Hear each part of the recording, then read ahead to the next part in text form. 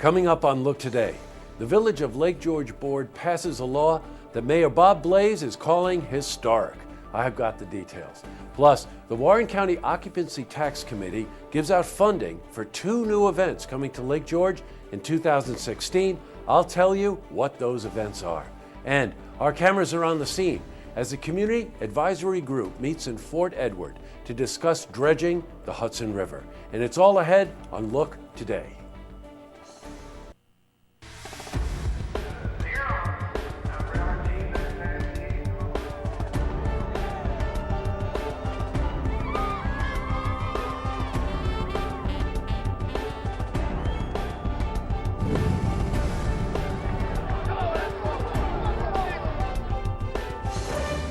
Welcome everyone and happy Friday.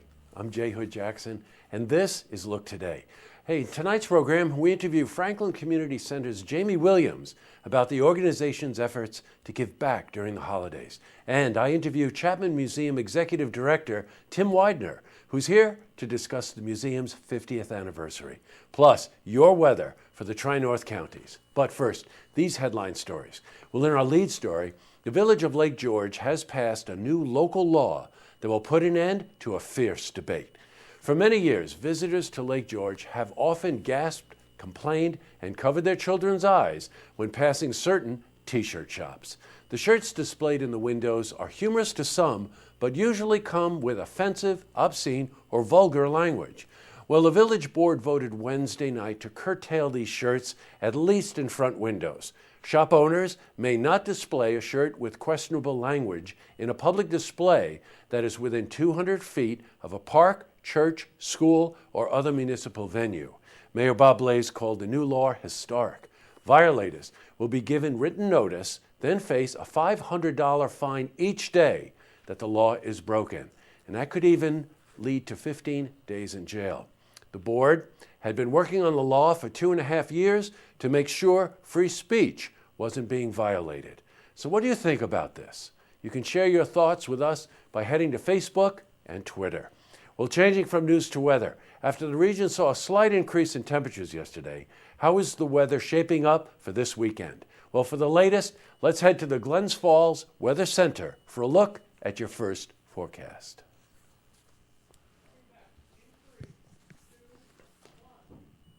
Go back to the news. Warren County's Occupancy Tax Committee gave out $259,000 in funding for events happening throughout the county. Well, the event that received the most funding was Americade. Event organizers received $50,000 to help market the annual motorcycle rally.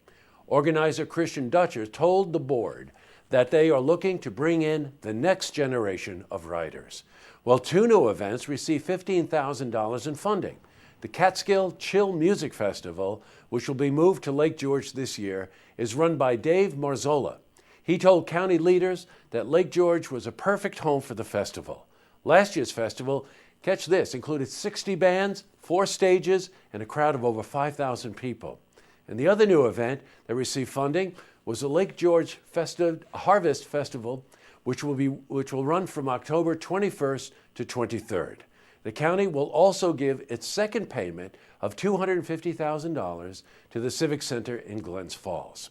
Also in the news, the Community Advisory Group held their monthly meeting in Fort Edward yesterday. The main topic was the dredging of the Hudson River. Members criticized the EPA for their failure to fix a cap at Fort Hardy Park in Schuylerville. Well, EPA Project Director Gary Kloensky said that they did fix 2 caps on November 19th that were damaged from the ice.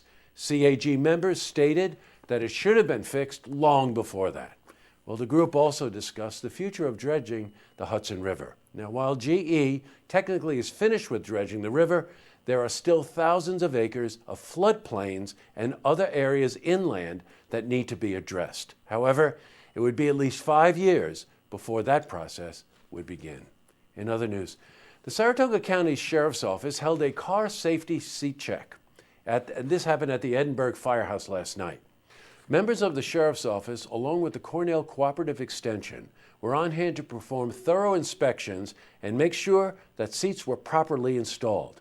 Now, last night's check was just one of the many stops that the Sheriff's Office has made to ensure car seat safety. Well, Sergeant Brent Dupress discussed the program. But we're glad there are people here, and even one child to be put in the seat safely by the certified technicians is very important. We're happy. Even if we have one person tonight, I'm very happy with that. This child's going to leave here safe today, and that's the idea of our program. This is a very important topic. You want to know why? A recent study showed that 8 in 10 car seats are installed incorrectly. That's something. Well, still to come. Franklin Community Center's Jamie Williams is here, and she's going to talk about Franklin Community Center and how they help families in need around the holiday time. Plus, I interviewed Chapman Museum's Tim Widener, and he's here to discuss the museum's 50th anniversary.